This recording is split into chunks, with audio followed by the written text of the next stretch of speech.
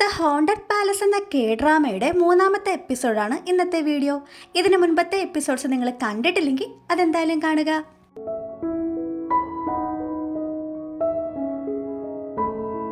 എപ്പിസോഡിന്റെ തുടക്കത്തിൽ 8 അടി പൊക്കമുള്ള പ്രേതം പ്രവേശിച്ച രാജകുമാരൻ അസ്വസ്ഥനായിട്ടിരിക്കുകയാണ്. യൂൻഗ്യാപ്പിന്റെ ആത്മാവിനെ കണ്ടെത്താനുള്ള യോരിയുടെ പ്രാർത്ഥന കാരണം ഈ രാജകുമാരൻ വൊമിറ്റ് ചെയ്യുന്നതിലൂടെ യൂൻഗ്യാപ്പിന്റെ ആത്മാവ് പുറത്തേക്ക് വരും. ഈ സമയം 8 അടി പൊക്കമുള്ള പ്രേതത്തെ ശക്തനാക്കാൻ വേണ്ടി ആ കണ്ണ് കണ്ടുകൂടാത്ത ഷെയ്മാനും അയാളുടെ ആഭിചാരങ്ങൾ തുടങ്ങിയിരിക്കും. യോരിയുടെ പ്രാർത്ഥന കാരണം യൂൻഗ്യാപ്പ് പുറത്തു വന്നെങ്കിൽ പോലും അവൻ എന്തോ കണ്ട് പേടിച്ചോടുന്നത് ഇവള് കാണും. അങ്ങനെ യൂൻഗ്യാപ്പിന്റെ പിന്നാലെ പോകുമ്പോഴാണ് ആ 8 അടി പൊക്കമുള്ള പ്രേതം യൂൻഗ്യാപ്പിനെ പിടിക്കുന്നത് അവൾ കാണുന്നത്. യൂൻഗ്യാപ്പിനെ ആ പ്രേതം കൊണ്ടുപോകുന്നത് ഇവളെ തടയാൻ ശ്രമിക്കുമ്പോഴേക്കും ഇമികി വന്ന് അവളെ പിടിച്ചു മാറ്റും. യോരിയുടെ ഒച്ച കേട്ട ആ പ്രേതം അവരെ നോക്കാതിരിക്കാൻ അവളുടെ വാ പൊത്തിപ്പിടിക്കും. ഇമികി യോരിയോട് പറയും, നിന്റെ കുറച്ചു നേരത്തെ പ്രാർത്ഥന കൊണ്ട് മാത്രമാണ് യൂൻഗ്യാപ്പ് പുറത്തേക്ക് വന്നത്. അവനെ എന്തായാലും ആ 8 അടി പൊക്കമുള്ള പ്രേതം കൊണ്ടുപോകും. ഈ സമയം അന്ധനായ ഷെയ്മാൻ റാണിയുടെ മാതാവിനോട് പറയും, 8 അടി പൊക്കമുള്ള പ്രേതത്തിന് എന്തായാലും രാജാവിനോട് പകയാണ്. അതെന്തായാലും കിരീടാവകാശിയുടെ അന്ത്യം കണ്ടിട്ട് പോകുള്ളൂ. അതുകൊണ്ട് തന്നെ റാണി ഭാഗ്യവതിയാണ്. പുതിയ രാജകുമാരൻ എന്തായാലും മരണപ്പെടും. അതോടുകൂടി കിരീടത്തിന് അവകാശി റാണിയുടെ മകനാകും. അത് കേൾക്കുന്ന ഈ റാണിയുടെ അമ്മ അത് ആഗ്രഹിക്കുന്നുണ്ടെങ്കിൽ പോലും ദേഷ്യത്തിൽ അയാളോട് ഇറങ്ങിപ്പോകാൻ പറയും. അത് കേട്ടോടനെ ഷെയ്മാനാണെങ്കിൽ, ഞാൻ പറഞ്ഞത് തെറ്റായിപ്പോയി, എന്നോട് ക്ഷമിക്കണം മഹാറാണി എന്ന് പറഞ്ഞ് അവിടെ നിന്ന് ഇറങ്ങും. ഈ മഹാറാണി ഒന്നുകൂടി ആ ഷെയ്മാനോട് ചോദിക്കും, ശരിക്കും രാജകുമാരൻ്റെ അന്ത്യം കണ്ടിട്ടേ ആ 8 അടി പൊക്കമുള്ള പ്രേതം പോവുകയുള്ളൂ? ആ ഷെയ്മാൻ പറയും, അതേ മഹാറാണി, ആ പ്രേതം ഈ കൊട്ടാരത്തിൽ തന്നെ ഉണ്ട്. അവിടെ നിന്നിറങ്ങുന്ന ഈ അന്ധനായ ഷെയ്മാൻ മറ്റൊരു ഷെയ്മാന്റെ സാന്നിധ്യം ഈ കൊട്ടാരത്തിൽ മനസ്സിലാക്കുകയാണ്, അതായത് യോരിയുടെ. അങ്ങനെ റാണിയോട് രാജകുമാരന്റെ ഹെൽത്ത് ഇപ്പോൾ ഓക്കെ ആണെന്ന് ഈ വൈദ്യം പറയും. അത് കേൾക്കുമ്പോൾ റാണിക്കും രാജാവിനും സമാധാനമാകും. തന്റെ മകനിപ്പോൾ എന്താണ് സംഭവിക്കുന്നതെന്ന് മനസ്സിലാകാതെ രാജാവ് ആകെ ആശങ്കയിൽ പുറത്തേക്ക് വരും. യൂൻഗ്യാപ്പിനെ 8 അടി പൊക്കമുള്ള പ്രേതം പിടിച്ചത് ആലോചിച്ച് ഇമികി വരുമ്പോൾ ആ 8 അടി പൊക്കമുള്ള പ്രേതത്തിൽ നിന്നും യൂൻഗ്യാപ്പിനെ മോചിപ്പിക്കുമെന്ന് പറഞ്ഞ് യോരി നിൽക്കും. അത് കേട്ട് ഇമുകി പറയും, നിനക്കിപ്പോഴും മനസ്സിലായില്ലേ, നിന്നെ ആ യൂൻഗ്യാപ്പ് പറ്റിച്ചതാ.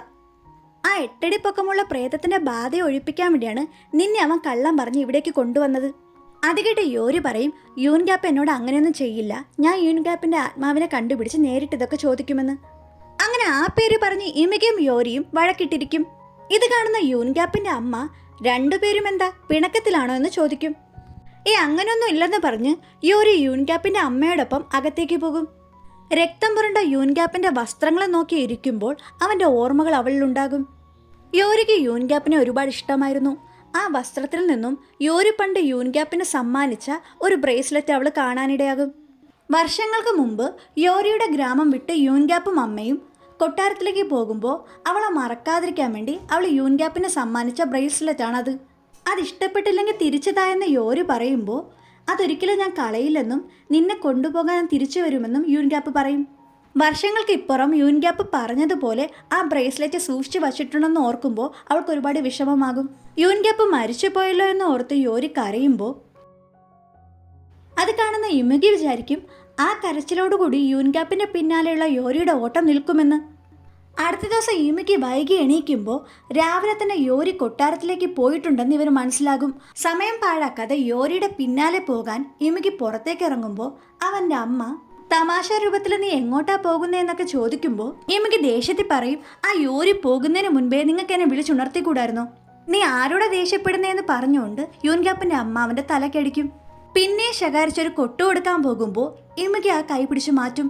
ഇവർക്ക് ഞാൻ ആരാണെന്ന് കാണിച്ചു കൊടുത്തിട്ടേ ഉള്ളൂ എന്ന് പറഞ്ഞ് ആ ശക്തി അവിടെ പ്രയോഗിക്കും. അത് കണ്ടൊരു കൂസലുമില്ലാതെ യൂൻഗ്യാപ്പിന്റെ അമ്മ നിൽക്കും.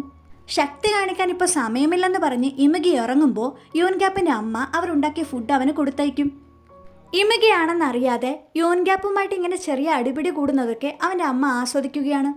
അങ്ങനെ യോരി കൊട്ടാരത്തിൽ കണ്ണട നിർമ്മിക്കുന്ന പണി ആരംഭിക്കുമ്പോൾ രാജസേവകനാണെങ്കിൽ യോരിയുടെ കയ്യിൽ രാജാവിൻ്റെ കണ്ണട കൊടുത്തിട്ട് അത് ശരിയാക്കി നൽകാൻ പറയും. രോഗി ഇച്ഛിച്ചതും വൈദ്യം കൽപ്പിച്ചതും എന്നതുപോലെ യോരി കാത്തിരുന്ന മാന്ത്രികക്കല്ല് അവൾക്ക് കിട്ടും. അത് കൈ കിട്ടുമ്പോൾ യോരി അതും എടുത്ത് നേരെ കിണറ്റിലെ പ്രേതത്തിൻ്റെ അടുത്തേക്ക് പോകും. യോരി ആ പ്രേതത്തിനോട് പറയും, നിനക്ക് ഈ അവസ്ഥയുണ്ടാക്കിയ ആളോട് നിനക്ക് ചെറിയ രീതിയിലെങ്കിലും പ്രതികാരം കാണിക്കണ്ടേ, ഞാൻ നിന്നെ സഹായിക്കാം. യോരി ഒരു കുടം നിറയെ വെള്ളവുമായിട്ട് ചെല്ലുമ്പോൾ ഒരു പയ്യൻ്റെ മുന്നിൽ പെടും. ആ പയ്യൻ ഫുട്ബോളാണ് കളിക്കുന്നതെന്ന് തോന്നുന്നു, അവൻ ഇവളുടെ ഫ്രണ്ടിൽ പെടുമ്പോൾ നിനക്ക് നോക്കി നടന്നൂടെ എന്നൊക്കെ അവൻ വഴക്ക് പറയും. യോരിയെ കണ്ടപ്പോഴുള്ള അവൻ്റെ നോട്ടം അത്ര നല്ലതല്ലെന്ന് നമുക്ക് മനസ്സിലാകും. യോരിയെ തപ്പി പണി ചെയ്യുന്നവരുടെ കൂട്ടത്തിലേക്ക് യുമികി വരും.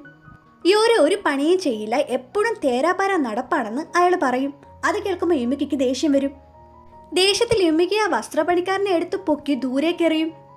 അങ്ങനെ യോരി ആ കുടത്തിലെ വെള്ളത്തിലേക്ക് മുടിയിടും. കുറച്ചു കഴിഞ്ഞ് അവിടെ നിന്ന് ഫുട്ബോൾ കളിക്കുന്ന പയ്യൻ നോക്കുമ്പോൾ അവൻ്റെ മുന്നിലൊരു പെണ്ണ് നിൽക്കുന്നത് കാണും. അവൾ ആ കൊട്ടാരത്തിലെ ഒരു തോഴിയായിരുന്നു. അവളുടെ പിന്നാലെ ഈ പയ്യൻ പോകും. അവിടെ കണ്ട കുടത്തിലെ വെള്ളത്തിലേക്ക് അവൻ നോക്കുമ്പോൾ ആ വെള്ളത്തിൽ നിന്നും ഈ പ്രേതം വന്ന് അവനെ മുക്കി കൊല്ലാൻ നോക്കും. ആ കിണറ്റിലെ പ്രേതം ഈ പയ്യനോട് പറയും, നിനക്കപ്പോൾ എന്നെ ഓർമ്മയുണ്ട്, എന്നിട്ടൊരു ഫ്ലാഷ് ബാക്ക് കാണിക്കും. അതായത് ഈ പയ്യൻ ആ മഹാറാണിയുടെ മകനാണ്. അവനവൻ്റെ പവർ ഉപയോഗിച്ച് ഒരു ദിവസം ഈ പെൺകുട്ടിയെ റേപ്പ് ചെയ്യും. ആ അപമാനത്തിൽ ഇവളെ കിണറ്റിൽ ചാടി മരിക്കും. അതാണ് ഈ പ്രേതത്തിൻ്റെ കഥ. അങ്ങനെ ഈ പ്രേതം ഇവനെ കൊല്ലാൻ നോക്കിക്കൊണ്ടിരിക്കുമ്പോൾ അവൻ്റെ കൂട്ടുകാരും സേവകരും വന്ന് അവനെ പിടിച്ചു മാറ്റാൻ നോക്കും. യോരി അവിടേക്ക് വന്ന് ആ കുടം പൊട്ടിച്ച് അവനെ രക്ഷിക്കും. പക്ഷെ പെട്ടെന്ന് ഈ പയ്യൻ മരിച്ചെടുക്കുന്നൊരു വിഷൻ യോരിക്കുണ്ടാവുകയാണ്. ആ പയ്യനോടുള്ള ദേഷ്യവും വെറുപ്പും അവനെ ഭയപ്പെടുത്തിയിട്ടായാലും തീർക്കാൻ സഹായിച്ചതിൽ യോരിയോട് ഈ പ്രേതം നന്ദി പറയും. 8 അടി പൊക്കമുള്ള പ്രേതത്തെ പുറത്തു കൊണ്ടുവരാനുള്ള പൂജയ്ക്കായിട്ട് രാജകുമാരൻ്റെ വസ്ത്രമിട്ടിരിക്കുന്ന സ്ഥലം ഈ പ്രേതമാണെങ്കിൽ യോരിക്ക് പറഞ്ഞു കൊടുക്കും.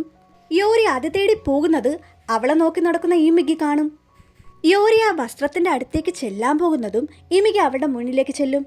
യുമികിയുടെ ശ്രദ്ധ മാറ്റാൻ വേണ്ടി യോരി അവൻ്റെ കാലിൽ പിടിച്ചിട്ട് മുറിവൊക്കെ എങ്ങനെയുണ്ടെന്ന് ചോദിക്കും. യോരി അങ്ങനെയൊക്കെ ചെയ്യുമ്പോൾ ബ്ലഷ് അടിച്ചിട്ട് യുമികിയുടെ മുഖം ചുവന്ന് തുടുക്കും. യുമികിയുടെ കവിളിൽ തൊട്ട് നോക്കിയിട്ട് യോരി ചോദിക്കും, എന്തു പറ്റി, പനി പിടിച്ചോ? പാവം യുമികി അവൻ്റെ ഫീലിങ്സ് ഒക്കെ കൺട്രോൾ ചെയ്തിട്ട് ഒന്നുമില്ലെന്ന് പറയും. യോരിക്കാണെങ്കിൽ അവിടെ നിന്ന് എങ്ങനെയെങ്കിലും യുമികിയെ ഒഴിവാക്കണം. അവിടെ കൂടെ പോകുന്ന സേവകരെ കണ്ടിട്ട് യുമികി അവിടെ ഉണ്ടെന്ന് കാണിക്കാൻ വേണ്ടി ഇവൾ ഉറക്കെ സംസാരിക്കും. അത് കണ്ട് സേവകർ അവിടേക്ക് ഓടി വരുമ്പോൾ എന്തിനാണ് എന്നെ കാണിച്ചു കൊടുത്തതെന്ന് യുമികി ചോദിക്കും. നിന്നെ തപ്പിയാണ് ഞാൻ നടന്നത്, വാ രാജാവിൻ്റെ അടുത്തേക്ക് പോകാമെന്ന് സേവകൻ പറയും. പോകാൻ താല്പര്യമില്ലാതെ യുമികി നിൽക്കുമ്പോൾ യോരി ചെല്ലാൻ പറയും. ശരി പോകാമെന്ന് പറഞ്ഞ് യുമികി ഫ്രണ്ടേ നടക്കും. അതിൻ്റെ പിന്നാലെ സേവകനും. എല്ലാവരും പോയ ഗ്യാപ്പിൽ രാജകുമാരൻ്റെ വസ്ത്രവും എടുത്ത് യോരി പൂജയ്ക്ക് പോകും. യൂൻഗ്യാപ്പിനെ മുറിവേൽപ്പിച്ചത് മിനിസ്റ്റർ ഓഫ് വാർ ആണെന്ന സംശയത്തിൽ രാജാവ് അയാളെ വിളിപ്പിക്കും. അത് യൂൻഗ്യാപ്പ് കണ്ട് കൺഫേം ചെയ്യട്ടെ എന്ന് രാജാവ് പറയും. രാജാവിനെ കാണാൻ വരുന്ന വഴിക്ക് കുറേ മധുരപലഹാരങ്ങൾ തോഴിമാരുടെ കയ്യിൽ യുമികി കാണും. അത് കാണുമ്പോൾ കൊതി തോന്നി ഇവൻ അതെല്ലാം എടുക്കും. ഇത് കാണുന്ന രാജസേവകനാണെങ്കിൽ കളിയടിക്കാതെ കയറി വരാൻ യൂൻഗ്യാപ്പിനോട് പറയും. യുമികി രാജാവിനെ കണ്ടിട്ട് വലിയ ബഹുമാനമൊന്നുമില്ലാതെ കയ്യിലിരുന്ന സ്വീറ്റ് എടുത്ത് കഴിക്കും. രാജാവ് യുമികിയോട് പറയും, യൂൻഗ്യാപ്പിനെ നാം ഇവിടെ വിളിപ്പിച്ചത് എന്തെന്ന് വെച്ചാൽ അന്ന് നിങ്ങളെ ഉപദ്രവിച്ച കൂട്ടത്തിൽ ഈ കാണുന്ന വ്യക്തിയെ കണ്ടിട്ടുണ്ടോ? യുമികി തിരിഞ്ഞു നോക്കുന്നതും മിനിസ്റ്റർ ഓഫ് വാർ അവിടെ നിൽക്കും. അയാളെ കാണുമ്പോൾ തന്നെ യൂൻഗ്യാപ്പിനെ കൊന്നത് അയാളാണെന്ന് യുമികിക്ക് മനസ്സിലാകും. എന്നാലും അറിയില്ലെന്ന രീതിയിൽ യുമികി നിൽക്കും. അത് കേട്ടപാടെ മിനിസ്റ്റർ ഓഫ് വാർ പറയും, ഇതൊക്കെ വെറും തെറ്റിദ്ധാരണയാണ്. ഉടനെ രാജാവ് അവിടെ നിന്ന് ഇറങ്ങി വന്നിട്ട് യൂൻഗ്യാപ്പിൻ്റെ ശരീരത്തിലെ മുറിവ് ചെക്ക് ചെയ്യും. ഈ മുറിവ് വച്ച് ഇതുണ്ടാക്കിയ ആയുധം ഏതാണെന്നും ആ ആയുധത്തിൻ്റെ ഉടമ ആരാണെന്നും ഞാൻ കണ്ടെത്തുമെന്ന് രാജാവ് മിനിസ്റ്റർ ഓഫ് വാറിനോട് പറയും. യൂൻഗ്യാപ്പിനോട് നടന്ന സംഭവങ്ങളൊക്കെ ചോദിച്ചറിയാൻ തന്നെ രാജാവ് തീരുമാനിക്കും. എന്നാൽ യുമികയാണെങ്കിൽ ഫുഡിൽ കോൺസെൻട്രേറ്റ് ചെയ്തുകൊണ്ടിരിക്കും. യൂൻഗ്യാപ്പിൻ്റെ മാനർസമൊക്കെ മാറിയതാണ് രാജാവ് നോക്കിക്കൊണ്ടിരിക്കുന്നത്. യൂൻഗ്യാപ്പിനെ വായിക്കാനായിട്ട് ഒരു പത്രിക സേവകൻ്റെ കയ്യിൽ രാജാവ് കൊടുത്തയക്കും. കെയർലെസ് ആയിട്ട് ആ പത്രിക എടുത്ത് യുമികി വായിക്കും. ഈ സമയം യോരിയാണെങ്കിൽ പൂജ നടത്താനുള്ള സ്ഥലം കണ്ടെത്താനായിട്ട് അവിടേക്ക് നടക്കുന്ന സമയത്ത് അവളുടെ മനസ്സിൽ യുമികി പറഞ്ഞ 8 അടി പൊക്കമുള്ള പ്രേതത്തെ പിടിക്കുന്നത് അത്ര എളുപ്പമല്ലെന്ന് അവൾ ഓർക്കും. പക്ഷേ യൂൻഗ്യാപ്പിനെ കൊണ്ടുവരേണ്ടത് അവളുടെ ആവശ്യമാണ്. യുമികിയാണെങ്കിൽ രാജാവ് കൊടുത്തയച്ച ആ പത്രിക കോമഡി പോലെ വായിച്ചിട്ട് ദൂരേക്കെറിയും. അത് കാണുമ്പോൾ എന്തൊരു ധിക്കാരമെന്ന രീതിയിൽ എല്ലാവരും നോക്കും. രാജാവ് എഴുതിയിരിക്കുന്നത് അടിമത്തം നിർത്തലാക്കാൻ പോകുന്നുവെന്നാണ്. അത് വായിച്ചിട്ട് യുമികി പറയും, അടിമത്തം നിർത്തലാക്കാൻ പോകുന്നത് ഈ കാലഘട്ടത്തിൽ എന്തായാലും നടക്കില്ല. രാജാവിൻ്റെ മനസ്സിൽ അങ്ങനെ ഒരു ചിന്ത ഉണ്ടെങ്കിൽ പോലും ഇവിടെയുള്ള പല പ്രമുഖന്മാരും അതിന് തടസ്സമുണ്ടാക്കും.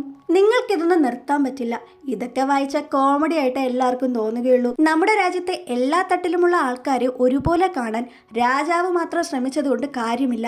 അതും പറഞ്ഞ് അവിടെയുള്ളൊരു പഞ്ചസാര മിഠായും എടുത്ത് യുമികി പുറത്തേക്ക് പോകുമ്പോൾ യുമികി ഒരു കാര്യം മനസ്സിലോർക്കും, ആ 8 അടി പൊക്കമുള്ള പ്രേതത്തിൻ്റെ പ്രതികാരം ഈ രാജാവിൻ്റെ കാലഘട്ടത്തിൽ തുടങ്ങിയതല്ല.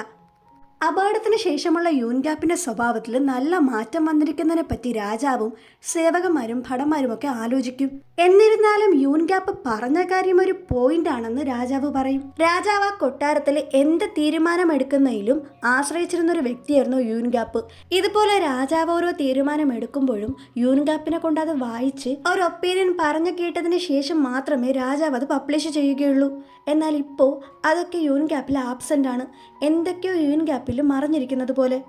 ഈ സമയം നമ്മുടെ ബ്ലൈൻഡ് ഷെയ്മാൻ ആ 8 അടി പൊക്കമുള്ള പ്രേതത്തെ വീണ്ടും ആക്റ്റീവ് ആക്കാനുള്ള പൂജകൾ തുടങ്ങിയിരിക്കും.